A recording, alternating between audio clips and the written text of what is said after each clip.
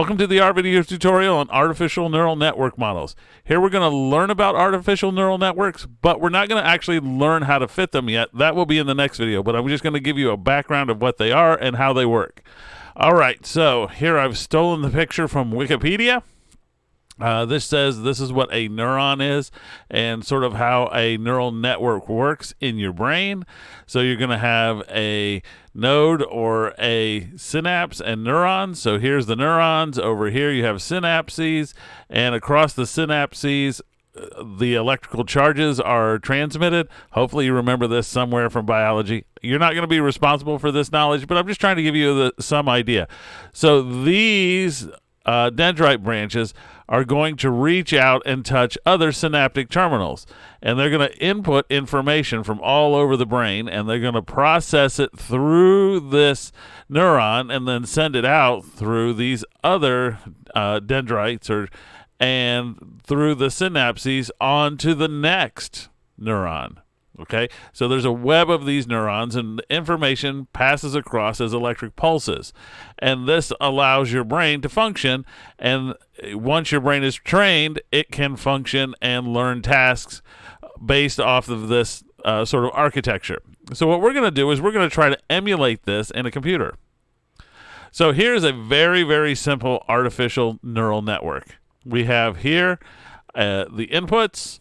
So I'm going to call them variable 1, variable 2, input 1, input 2. There's this bias term that will be in some and maybe not in others.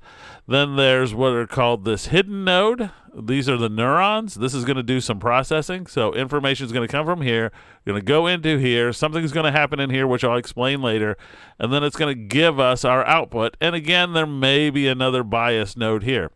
We're not going to really worry about the bias nodes so much because the computer is going to take care of it. Now, if you're building them on your own, you really should learn what bias nodes are. They're not that hard to learn about, but right now we're just going to ignore them at the moment. So here, this would be considered a one-layer, one-node neural network. Here's the input layer, here's the hidden layer, here's the output layer. All right, so here's a different one. This one, we still have two inputs on the input nodes, but here we have one hidden layer that has two nodes in it. And notice that the information goes to both nodes. So all information goes to both nodes. And we have a bias term which drives both nodes as well. Both of these hidden nodes also project their information out to the output node, and it may have a bias term associated with this. All right, we can get to even more complicated structures. Here we've got two hidden layers. So these things in the middle are hidden layers. This is the input layer. This is the first hidden layer. This is the second hidden layer, and here's the output. Now, if you have more than one hidden layer, this would be considered a deep neural network. In this case, we have two layers, so this would be the simple deep neural network. Has two nodes, everything's connected, and this is what's called a feed-forward neural network in the sense that the information starts here and then moves its way towards the output. So it only goes in one direction. All right, here's a more complicated one. What if we had 8 inputs and we had 8 hidden nodes in one layer? This gives you one output. The information goes to all these hidden layers and then comes out in one output. So here is one that has two inputs, has 3 hidden layers. The first layer has 5, the second layer had 6, and the third layer has 3. All of those have 3 nodes in, or this one has 3 nodes in it, this one has 6 nodes in it, this one has 5 nodes in it, 1 output, 2 inputs. Okay, you're going to need to know the structure later because we're going to build these things and you're going to have to specify these. It'll put in all the sort of connections in between them, but you have to specify what you want. All right, what happens in a node? Okay, so we're going to have information that comes in. This information is going to be along the x-axis here.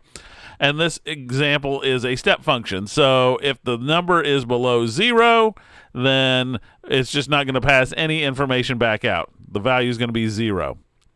If we're bigger than 0, then all the information gets passed through. You can think about it. It's all passed through. This is a step function. It's kind of like a threshold.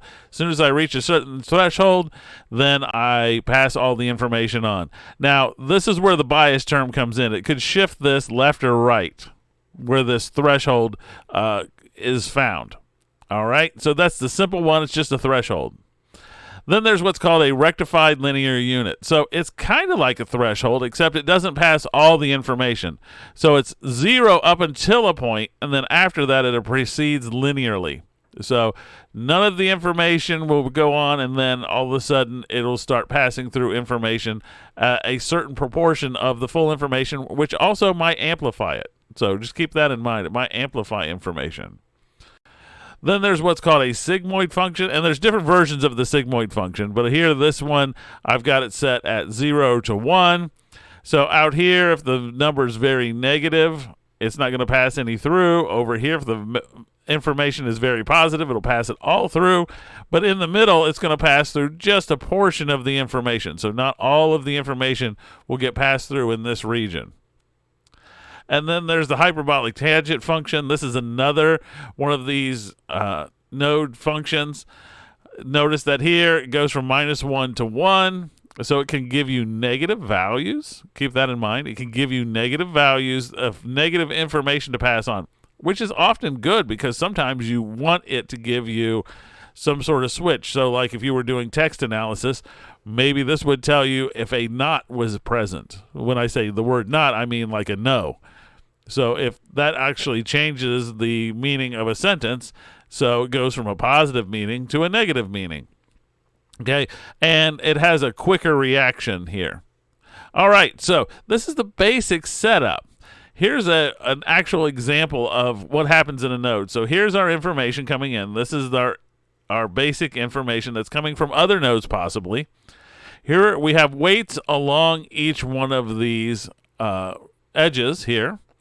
Now what we're going to do is we're going to add these together in a linear combination. So negative 0.2 times 0.6, then we're going to have 1.6 times 0.3, 0.7 times 0.9, and then we add all of those together, and then we apply our transfer function on it, and we would end up with this number 0.7290879, which is a linear combination of all of this information, and it's been put through the sigmoid function.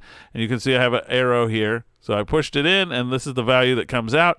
And then this would get projected out to other nodes as it goes along, and these would be the weights associated with those other nodes. So I'm just trying to give you an idea of what happens inside of each one of these nodes. All right, so this gets you started on what is a artificial neural network. What we're going to do in the next video is learn how to apply it.